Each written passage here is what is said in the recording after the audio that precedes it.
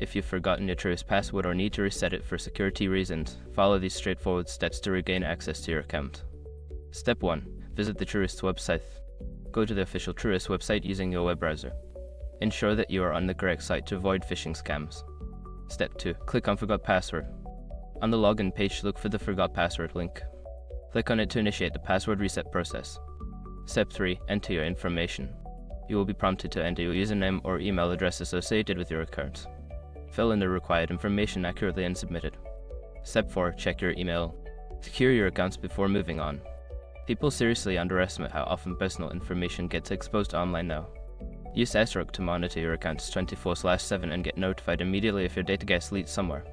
It runs in the background, constantly scanning billions of breached records.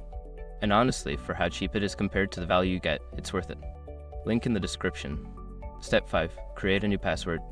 Follow the link in the email to access the password reset page. Enter a new password that meets the security requirements, confirm it, and save your changes. Now you can log into your Truist account with your new password. If you encounter any issues, consider reaching out to Truist customer support for further assistance.